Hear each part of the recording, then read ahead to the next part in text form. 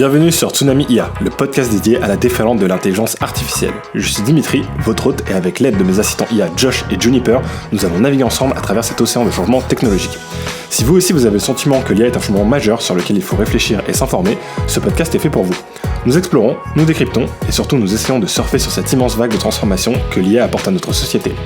Durant chaque épisode, nous plongerons dans des sujets d'actualité, nous discuterons parfois avec des experts pour vous donner les outils nécessaires pour embrasser cette révolution. Est-ce que vous êtes prêts à plonger avec moi ?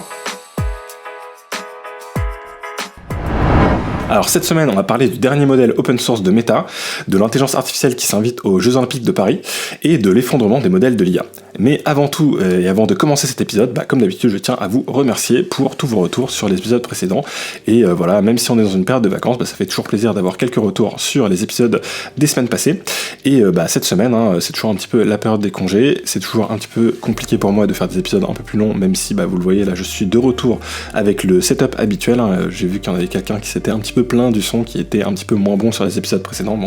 C'est vrai que forcément, sur la partie, quand je pars en voyage, je prends un setup qui est un peu plus petit que le setup habituel, je peux pas ramener le gros micro, etc. Donc forcément, la qualité de son, elle est un petit peu moins bonne, mais je pense que l'épisode était quand même correct. Et en tout cas, du coup, je reste sur un format un petit peu plus court pour la période des vacances, où je vais vous faire surtout une partie où je vais couvrir la partie actualité, parce que c'est pas parce que on est en ce moment dans une période de congé que l'actu des intelligences artificielles s'arrête, surtout qu'on a eu pas mal de grosses actus cette semaine avec des choses qui sont hyper intéressantes, vous allez le voir. Et donc voilà, on va se lancer sur cet épisode un petit peu symbolique, puisque c'est l'épisode 42, et 42, pour dans l'esprit de tous ceux qui aiment un petit peu la science-fiction et de ceux qui ont lu le guide du voyageur galactique, c'est un petit peu un chiffre important, puisque c'est un petit peu la réponse de la vie dans l'univers. Donc un épisode un peu anniversaire, on pourrait dire, pour le podcast, parce que c'est peut-être,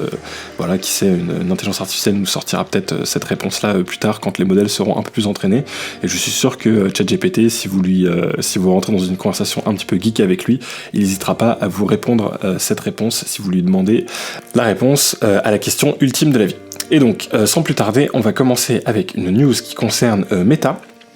avec donc la sortie du modèle Llama 3.1. Donc c'est le modèle le plus avancé à ce jour, avec des capacités de pointe et une flexibilité inégalée. Donc il a été sorti en plusieurs versions. On a la version 405B qui est la version la plus grande et la plus gourmande, on va dire, aussi en ressources, qui est aussi potentiellement la plus performante. Et ensuite on a deux modèles un peu plus petits, un 70B qui est le modèle classique qui était le plus utilisé avec Llama 3, et un modèle 8B qui est le modèle un peu plus miniature, qui va permettre aussi d'avoir forcément une rapidité de réponse beaucoup plus accélérée. Et donc ce modèle, il est disponible en plusieurs langues, et il est disponible dans une longueur de contexte de 128 000 tokens. Donc 128 000 tokens, ça commence à être un petit peu le standard qu'on voit arriver aujourd'hui, et a priori c'est surtout une longueur de tokens qui est entre guillemets réel, c'est-à-dire que des fois on a des longueurs de contexte qui sont annoncées par les éditeurs d'intelligence artificielle, mais dans la vraie vie on se rend compte que le modèle a tendance à rapidement oublier, à avoir du mal à gérer des données un petit peu trop grandes en fait. Et donc là, a priori, sur les premiers tests qui sont en train de ressortir, le contexte ferait 128 000 tokens, mais ce serait un vrai contexte de 128 000 tokens. Donc on est encore loin des 2 millions de tokens que le modèle Gemini de Google est capable de proposer, mais ça reste quand même assez intéressant, surtout si c'est une longueur de contexte qui est très bien respectée et qui est vraiment utilisable, et surtout que là, on est dans le domaine de l'open source, encore une fois. Donc c'est pas un modèle payant, c'est un modèle que la communauté va pouvoir s'approprier, va pouvoir utiliser, et Meta, ils ont quand même beaucoup investi dans ce modèle-là, donc je trouve qu'on peut quand même être heureux d'avoir accès à ce modèle en open source, quand on sait que Meta a énormément investi dans ce dernier, donc ils croient vraiment a priori à l'avenir des modèles open source. Ils ont quand même investi 16 000 GPU, H100, donc c'est les GPU de Nvidia, des GPU qui coûtent très cher à l'unité, donc là ils en ont utilisé 16 000 pendant plusieurs jours, je crois que ça va même durer plusieurs mois pour faire l'entraînement de ce modèle, et donc là on est assez content d'avoir la capacité d'utiliser ce modèle qui a priori rivalise avec GPT-4o et avec Claude 3.5 Sonnet, donc qui est le dernier modèle d'Anthropic qui fonctionne en ce moment, qui est un petit peu le meilleur, je pense, qu'on a en ce moment, Claude 3.5, et juste derrière ChatGPT 4o. Et donc là, avec ce modèle Llama 3.1, la version 405B, on aurait des performances qui du coup seraient du même niveau. Donc comme d'habitude, il y a des benchmarks qui sont sortis, mais voilà, moi j'aime bien attendre de voir vraiment ce que la communauté pense, des tests un peu plus approfondis qu'on peut avoir, et surtout on attend aussi de voir les modèles personnalisés que la communauté va pouvoir faire, qui vont pouvoir être un petit peu plus peut-être spécialisés, qui vont pouvoir aussi être des modèles qui auront peut-être moins de limitations que les modèles qu'on a classiquement avec GPT-4o ou avec Claude, et on va pouvoir peut-être avoir des modèles comme Dolphin, qui est donc la version non censurée de Llama 3, qui est capable du coup de faire des fois des actions de façon plus rapide et plus pertinente, parce que justement il n'est pas bloqué par les limitations qu'on peut avoir avec un modèle où on a justement essayé de mettre de la censure dans le modèle. Donc ça peut permettre des fois d'avoir des modèles plus performants et qui nous permettent d'avoir du coup des réponses plus pertinentes et plus rapides dans certains contextes. Donc on verra justement un petit peu ce que la communauté pourra faire avec la partie fine tuning, donc la partie amélioration et customisation du modèle entre guillemets. Et je pense que ça devrait arriver pour la rentrée, on va commencer à avoir des choses arriver, et ça pourra du coup se tester en local sur certains ordinateurs. Si vous voulez tester le modèle moyen, le modèle 70B, vous pouvez le faire, même le modèle 8B aussi d'ailleurs, vu qu'il est beaucoup plus efficace, vous pouvez le faire fonctionner en local sur votre ordinateur. Et en attendant, si vous voulez tester le plus gros modèle, vous pouvez le tester sur Hugging Chat, donc vous allez sur le site Hugging Face, Hugging Chat, j'en ai déjà parlé dans les épisodes précédents, vous pourrez tester le plus gros modèle. Je l'ai testé très rapidement, donc je pourrais pas vous en faire un retour très détaillé, mais effectivement il a l'air d'être assez qualitatif, et j'essaierai de le tester un peu plus en profondeur pour vous faire des retours dans les épisodes prochains, pour voir si c'est vraiment un modèle qui en vaut la peine ou pas. Mais a priori voilà, il a l'air d'être vraiment pertinent, et surtout il est open source, et donc je pense que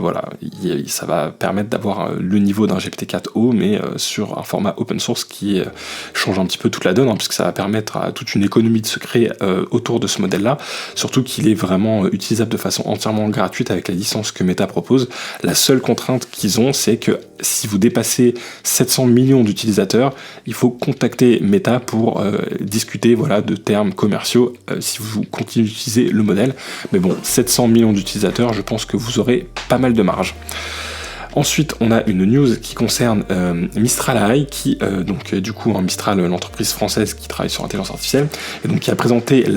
Mistral Large 2, qui est une mise à jour majeure de leur modèle phare, offrant des améliorations significatives en génération de code, mathématiques et raisonnement. Donc c'est un modèle multilingue qui est avancé et qui supporte des langues telles que le français, l'allemand, l'espagnol, le chinois, ainsi que plus de 80 langues de programmation, 80 langages de programmation. Et donc la fenêtre, pareil, de contexte, elle est de 128 000 tokens, donc comme celui de Llama 3.1, donc comme je vous le disais, ça devient un petit peu le standard sur les modèles en ce moment, et il aurait une précision de 84% sur le MMLU, qui est un benchmark assez connu, et donc ça représente des performances en gros équivalentes à celles de GPT-4o ou Claude 3 Opus. Donc Mistral Large 2, lui, il est accessible uniquement avec une licence d'usage de recherche et non commercial. Donc contrairement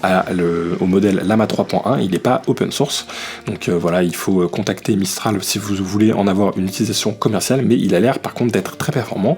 Et d'ailleurs, a priori, il bat le modèle Llama 3.1 sur certains benchmarks très particuliers. Donc c'est pour ça que là, on a l'annonce de ces deux gros modèles qui arrivent. Il va falloir attendre un petit peu, je pense, pour voir quel est le modèle le plus performant et voir un petit peu comment tout ça va un petit peu évoluer, même si je pense que Llama 3.1 va vraiment être probablement le meilleur modèle des deux. Mais en tout cas, si vous voulez le tester, il est disponible sur la plateforme Le Chat. Et c'est vrai qu'avec Mistral, il y a quand même quelque chose à garder en tête, c'est que vu que c'est une entreprise française qui est un petit peu aussi une entreprise qui veut être le leader sur les large language models en Europe et probablement aussi sur l'intelligence artificielle générative en général, ils essaient d'avoir des données qui sont des données dans plusieurs langues, notamment dans toutes les langues qu'on peut avoir dans les grands pays de l'Europe, comme la France, l'Allemagne, l'Espagne, etc. Ce qui fait qu'on va avoir des modèles qui seront performants dans d'autres langues, et ça, c'est quelque chose qu'il faut quand même aussi prendre en compte avec ce modèle. La news suivante concerne Apple, qui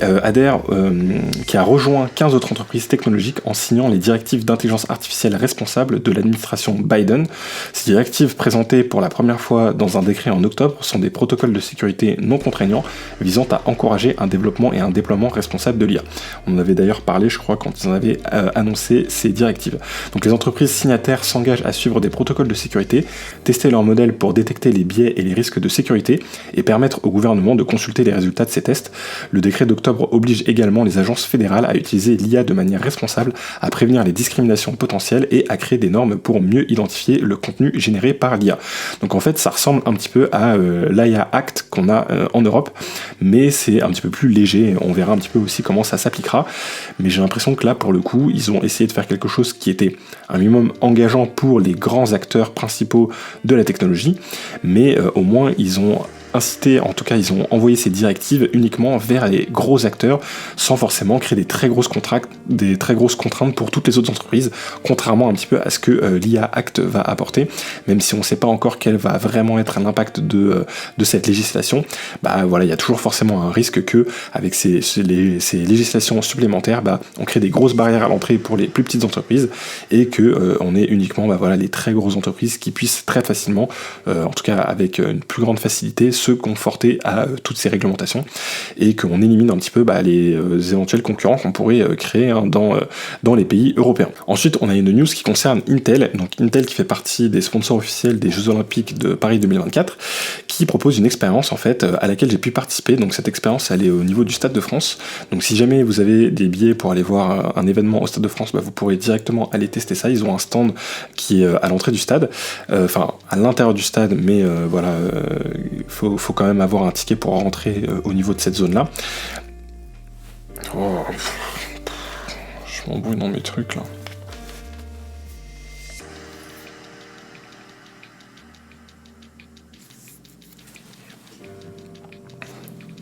Et ensuite, la prochaine news concerne Intel, donc Intel qui est l'un des partenaires officiels des Jeux Olympiques de Paris 2024. Et donc Intel, ce qu'ils ont fait, c'est qu'ils ont mis en place un stand qui est au niveau du Stade de France. Donc j'ai pu justement tester leur expérience, donc c'était un petit peu par hasard, mais voilà, j'ai pu aller voir toutes les épreuves du rugby à 7 masculine hier, donc c'était super intéressant, j'ai vraiment adoré. Et puis en plus, on a pu voir la première médaille pour la France, donc un événement génial. Et à cette occasion, j'ai pu tester justement ce stand d'Intel. Et donc ce stand d'Intel, qu'est-ce qu'il fait ? Il reprend un petit peu une technologie dont on avait un petit peu parlé, c'est qu'en fait Intel, ils sont en train de travailler sur une intelligence artificielle qui se base sur de la computer vision. Donc la computer vision, on en a déjà parlé dans certains épisodes, où en fait on va justement, en utilisant l'intelligence artificielle et du contenu vidéo ou des images, analyser des choses et réessayer d'en tirer justement des données. Et donc là, ils ont mis en place tout un tas de petites épreuves où vous allez faire des choses comme par exemple sauter en faisant des montées de genoux, ou essayer de faire des tests pour tester vos réflexes. Enfin voilà, il y a plein de petits tests qu'ils ont fait dans cette petite expérience. Et à la fin, avec les données qu'ils ont récupérées et collectées, ils vont pouvoir analyser quel est votre sport de prédilection. Donc voilà, c'est plutôt, je pense, une petite pirouette marketing pour engager un petit peu les fans qui seront aux approches et les différents participants les différents spectateurs plutôt des Jeux Olympiques, mais c'est assez sympa. Et par contre, ce qui est intéressant, c'est plutôt de voir la vraie technologie qu'ils sont en train de faire évoluer derrière, où là, ils ont vraiment fait des choses intéressantes. Il y a eu un partenariat, on en avait parlé avec le Comité international olympique, quand il avait été annoncé il y a de ça quelques semaines ou quelques mois, où en fait, ils ont permis de tester 1000 enfants sur des vidéos qui avaient été faites avec des téléphones portables pour justement essayer de détecter de futurs talents dans certains sports. Alors je crois que c'était plutôt ciblé sur le football, il me semble, mais je pense que leur outil pourrait permettre de détecter des talents dans d'autres sports, et où l'idée c'est de pouvoir, avec de simples vidéos sur des exercices assez basiques qu'on peut faire à des milliers de personnes, et surtout là je pense que l'idée c'est plutôt de viser les jeunes sportifs, donc plutôt les enfants, et en faisant ces vidéos et en les testant, de pouvoir potentiellement découvrir des grands talents dans certaines catégories de sport, surtout pour des pays dans lesquels la détection de talent est pas forcément quelque chose de très poussé et très mis au point. Et donc là en l'occurrence, ils avaient travaillé, il me semble, au Sénégal sur la partie détection de ces talents.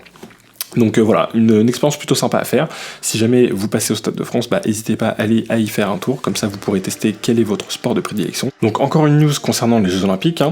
En fait, pendant les JO de Paris 2024, il va y avoir une expérimentation sur la vidéosurveillance assistée par intelligence artificielle. Donc en fait, dans 46 stations de métro, et ce jusqu'à fin mars 2025, il va y avoir des tests qui vont être faits justement sur notamment la gestion du contrôle de foule ou de mouvement de foule qui pourrait être détecté par l'intelligence artificielle. Et sauf que cette nouvelle, elle est un petit peu à contre-pied avec justement la mise en place de l'AI Act, donc qui concerne justement la législation européenne sur l'intelligence artificielle, qui va être mise en vigueur, on l'a dit la semaine dernière, le 1er août 2024, et qui du coup interdit la surveillance de masse en temps réel via l'identification biométrique et l'utilisation d'algorithmes d'intelligence artificielle. Et donc c'est assez paradoxal, puisque du coup on a à la fois une réglementation via une loi, qui est la loi qui a été mise en place pour les Jeux Olympiques, qui autorise du coup l'utilisation de l'intelligence artificielle pour justement la vidéosurveillance, et en parallèle l'IA Act qui lui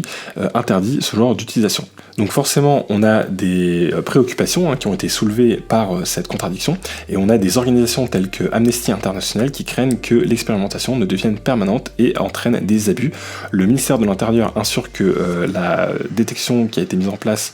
via l'intelligence artificielle qui s'appelle la VSA détecte uniquement des situations spécifiques sans recourir à la reconnaissance faciale. Cependant, des experts avertissent que cette technologie n'est pas encore mature et pourrait renforcer les discriminations. Donc cette initiative vise à améliorer la sécurité durant les JO, mais soulève des débats sur la protection des droits individuels à long terme. Et c'est vrai que là on a un vrai sujet, parce que on se retrouve avec une législation des JO qui contredit en fait la législation européenne. Donc je sais pas exactement comment tout ça va évoluer, et en plus de ça, la législation elle va jusqu'à fin mars 2025, ce qui me paraît être complètement en dehors de la période des JO. On est d'accord que les JO ça termine au mois d'août, et donc là on se retrouve avec quelque chose qui est poussé jusqu'à fin mars 2025. Donc je vois pas vraiment ce qui pousse la loi à aller aussi loin dans l'autorisation de cette utilisation de l'intelligence artificielle pour faire de la vidéosurveillance dans les stations de métro. Donc effectivement, il peut y avoir une vraie raison de mettre tout ça en place. Sur l'aspect sécurité, ça peut être quelque chose d'assez pertinent. On a vu qu'il y avait des choses qui pouvaient être détectées sur des mouvements dangereux grâce justement à des technologies d'IA qui utilisent du computer vision. Mais en parallèle de ça, on a toujours un petit peu peur de voir des dérives qui pourraient arriver, et qu'on pourrait se retrouver à avoir ce qu'on peut avoir aujourd'hui en Chine, où avec de la reconnaissance faciale et ce genre de choses-là, on a un État qui peut vraiment avoir un très fort contrôle sur sa population grâce à l'utilisation de l'intelligence artificielle. Et donc voilà, cette loi elle passe sur une période pour l'instant qui me paraît quand même assez longue, sur voilà l'argument que c'est utilisé pendant la période des JO. On se retrouve à avoir quelque chose au final qui va jusqu'à fin mars 2025, et donc à ce sujet à suivre, pour voir si effectivement d'ici fin mars 2025 cette loi se retrouve à ne plus être en fonction, et si voilà on se retrouve à ne plus avoir ce type de vidéosurveillance. Mais en attendant, si vous passez dans une des 46 stations de métro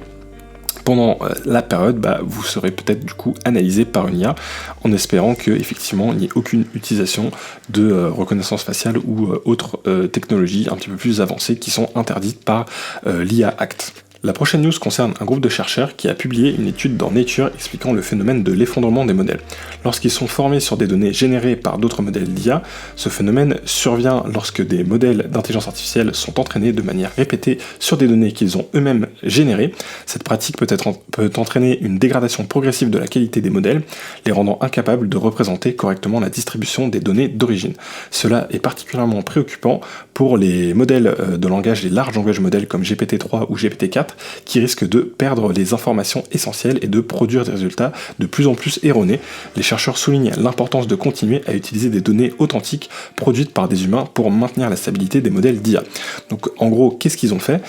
Ils ont pris des intelligences artificielles, des modèles, des large language models comme GPT-4, mais plutôt que de les entraîner sur des données créées par des humains, ils les ont entraînés sur des modèles qui avaient été générés par les modèles eux-mêmes. Et donc là, en fait, forcément, on va avoir un cycle qui va se faire, mais un cercle vicieux entre guillemets qui va se faire dans le mauvais sens, où on va avoir un modèle qui va générer du contenu qui est pas aussi qualitatif que du contenu généré par un humain, ou en tout cas qui est biaisé d'une certaine façon, qui est pas qui a pas toute tout le périmètre qu'on pourrait avoir avec du contenu créé par un humain. Et ce contenu-là, il est lui-même réutilisé pour réentraîner un modèle, donc on va renforcer, on va faire une boucle de renforcement vers un usage qui va être de moins en moins qualitatif. C'est un petit peu comme si on demandait à l'IA de générer une image d'un chien. il va nous générer une image d'un chien qui va ressembler à un chien, mais qui sera pas aussi parfaite qu'une photo qu'on pourrait avoir d'un chien. Et derrière, si on réentraîne une nouvelle IA sur ces images générées de chiens par la première IA, elle va se repérer entre guillemets sur justement les images qui avaient été créées, et quand elle va générer des images de chiens, elles vont être encore de moins bonne qualité, et ainsi de suite. Et si on fait cette boucle suffisamment de fois, on va se retrouver à la fin avec des images qui ne ressembleront plus du tout à des chiens, puisque les IA en fait se seront effondrées un petit peu dans leur façon de générer des données. Et c'est pour ça en fait qu'on se rend compte qu'il faut vraiment avoir des données de qualité. Et je le répète à chaque fois, les données c'est le nerf de la guerre quand il s'agit d'intelligence artificielle. Et donc c'est pour ça que là, toutes les entreprises cherchent à avoir des données qualitatives, et surtout des données qui sont produites par des humains et pas des données qui sont produites par des IA, parce qu'on peut vraiment avoir un problème de perte de qualité quand on va utiliser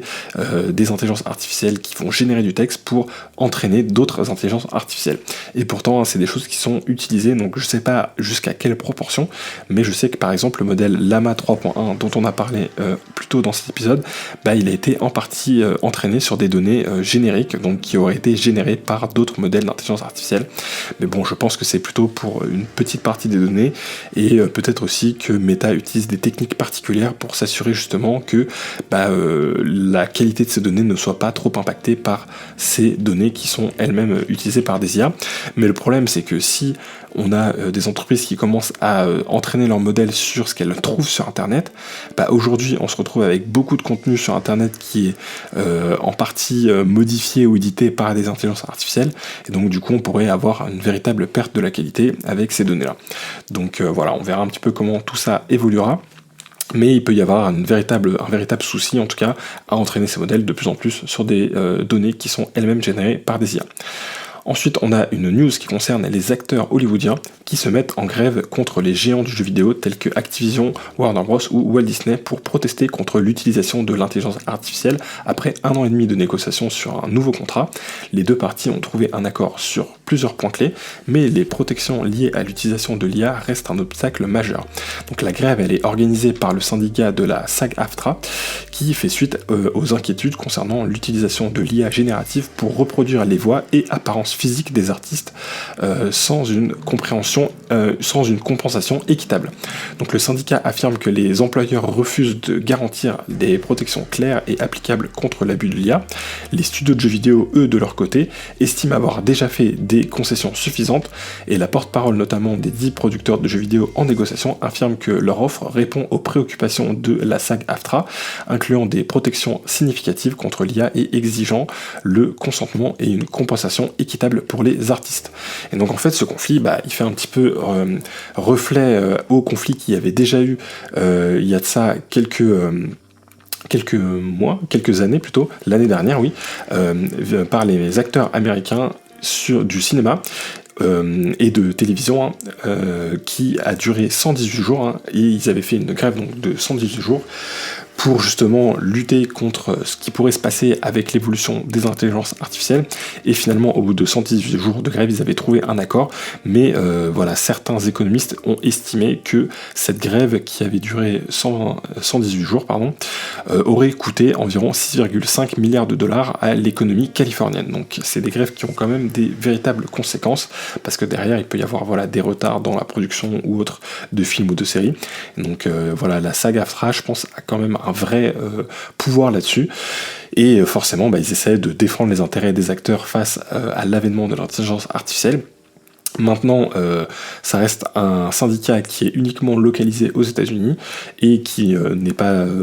qui ne défend pas l'ensemble des acteurs. Donc, je pense que les entreprises de jeux vidéo, elles peuvent aussi très bien essayer de travailler avec des acteurs qui ne seraient pas forcément dans ces syndicats pour justement un petit peu contourner les contraintes que le syndicat peut leur imposer avec certains des acteurs si jamais justement ils n'arrivent pas à avoir ce qu'ils veulent. Et donc, c'est vrai que je pense que aujourd'hui, les entreprises de jeux vidéo sont un petit peu incitées à avancer avec l'intelligence artificielle parce que ça leur permet potentiellement de réduire énormément leurs coûts dans certaines parties de la création d'un jeu vidéo. Et donc, je pense qu'on va voir de plus en plus de contenu généré par intelligence artificielle arriver dans les jeux vidéo, même si c'est forcément des choses qui vont arriver progressivement et que forcément avec les syndicats, il va peut-être y avoir des accords qui vont faire que les choses ne vont pas avancer peut-être trop rapidement dans ce domaine-là. domaine-là, mais on a déjà vu pas mal de démonstrations, notamment de la part de Nvidia, où on avait des personnages qui étaient entièrement animés par un large language model, et avec justement de la génération de voix, et ce qui permettait d'avoir des personnages qui pouvaient interagir et comprendre ce qu'on leur disait, et à la fois faire des réponses qui étaient à la fois dans l'univers du jeu, mais qui étaient naturelles en fonction des questions, en tout cas de la conversation qu'on pouvait avoir avec ces personnages. Donc on a déjà vu des démos assez impressionnantes de la part d'Nvidia là-dessus, donc je pense que c'est quelque chose qui risque d'arriver quoi qu'il arrive, même si voilà, les syndicats, en tout cas ce syndicat américain est très inquiet de la situation. Ce qu'on peut comprendre, parce que forcément, ils essaient de défendre les intérêts des comédiens. Et enfin, la dernière news pour conclure cet épisode 42, c'est une news qui provient d'OpenAI. Donc cette semaine, on a eu deux grosses news une grosse news de la part de Meta, une grosse news de la part de Mistral. Et j'ai l'impression qu'à chaque fois qu'on a des grosses news de concurrents d'OpenAI, ils essayent de refaire des nouvelles pour faire parler d'eux. Et donc cette fois-ci, ils ont fait parler d'eux avec leur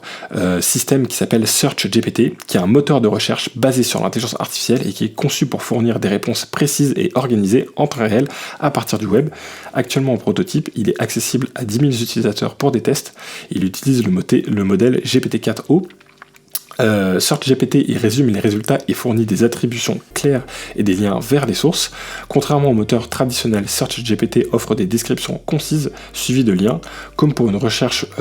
par exemple, si vous allez sur leur site, vous pourrez voir qu'ils ont fait une démonstration avec une recherche sur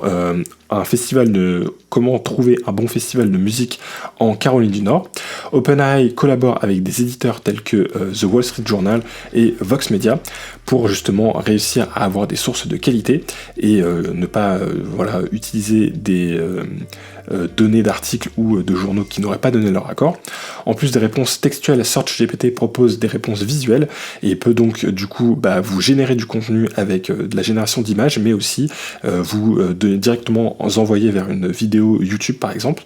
Actuellement en phase d'essai, ce prototype vise à corriger les erreurs et à améliorer les fonctionnalités avant une intégration complète dans ChatGPT. Donc SearchGPT il se positionne comme un concurrent direct de Google et de Perplexity, tout en mettant en avant sa collaboration avec les éditeurs pour éviter les critiques de plagiat. OpenAI devra rapidement trouver des solutions de monétisation pour ce modèle, puisque information que je ne vous avais je ne vous avais pas partagée, mais je crois qu'elle est sortie la semaine dernière ou il y a 2 semaines, mais a priori OpenAI ont des coûts de fonction sur la partie calcul d'inférence, donc en gros à chaque fois que vous allez utiliser ChatGPT, derrière vous allez avoir des coûts de calcul de serveur pour OpenAI, et donc ces coûts ont été estimés à 7 milliards de dollars pour l'année qui s'est écoulée. Donc c'est des coûts qui sont très importants pour une société qui fait quand même des bénéfices, mais qui en fait pas forcément énormément pour l'instant. Et c'est vrai que la partie moteur de recherche, c'est un vrai sujet. En fait, Google tel qu'il existe aujourd'hui, il est voué à disparaître. Quand on voit ce qui est en train d'arriver avec typiquement Perplexity, que je vous recommande à chaque fois pour vos recherches, qui est vraiment assez pertinent, et aussi avec ChatGPT et son intégration de justement la partie recherche. Aujourd'hui, vous pouvez déjà commencer à faire des recherches sur Internet avec ChatGPT, mais il n'est pas vraiment orienté juste pour la recherche, et là, c'est un petit peu SearchGPT, c'est un petit peu ça l'objectif, c'est vraiment de remplacer Google comme Perplexity, et Google eux-mêmes sont en train de travailler sur ce genre de domaine, puisque eux, ils sont aussi en train d'avoir leur propre modèle pour améliorer la recherche et puis pour mieux comprendre le langage naturel, pour qu'en fait on puisse tout simplement énoncer un problème, le dire à notre façon, avec nos mots, et que derrière, ils nous fassent une recherche qui soit vraiment pertinente et qui puisse justement aller récupérer le contenu de différents sites internet et qui puisse justement récupérer le contenu même de l'ensemble des sites internet. Et je pense qu'il va y avoir toute une évolution qui va se faire pour justement passer petit à petit de moteurs de recherche à l'ancienne qui sont basés plutôt sur des mots-clés, à des moteurs de recherche qui, eux, travaillent en langage naturel et où on peut leur poser des questions avec notre façon de poser les mots et où ils peuvent nous répondre avec des recherches du coup qui sont à la fois avec du texte compréhensible à notre façon et aussi des images, de la vidéo, et vraiment agréger tout un tas d'informations sur une seule page de façon un petit peu efficace. Et c'est vrai que là par contre la question qui se pose, c'est plutôt la question du modèle économique, puisque aujourd'hui Google il se rémunère sur la publicité, c'est vraiment ça qui est la principale source de revenus pour eux, et donc si le modèle ne vous affiche pas vraiment de publicité dans sa réponse, ça va être un petit peu compliqué. Donc voilà, on va voir un petit peu comment tout ça va se mettre en place. Perplexity aujourd'hui aujourd'hui ce qu'ils proposent c'est plutôt une solution d'abonnement où vous vous abonnez à Perplexity et donc du coup c'est comme ça que vous pouvez avoir des recherches avec leur modèle, mais un système d'abonnement, je suis pas sûr que ça rapporte autant qu'un système de publicité, donc c'est pas certain que derrière ce soit un modèle qui soit entièrement viable, mais voilà, l'avenir nous dira comment tout ça évoluera, mais je pense vraiment que la partie moteur de recherche tel que ça existe aujourd'hui, c'est quelque chose qui va vraiment disparaître dans les prochaines années. Voilà, c'était tout pour l'épisode 42 de Tsunami IA, et donc je vous retrouve la semaine prochaine avec peut-être un format qui sera peut-être un peu plus long si j'arrive à y mettre un petit peu plus de temps, mais encore une fois sur la période estivale c'est toujours un petit peu compliqué de s'organiser, mais voilà, d'ici là prenez soin de vous et je vous dis ciao.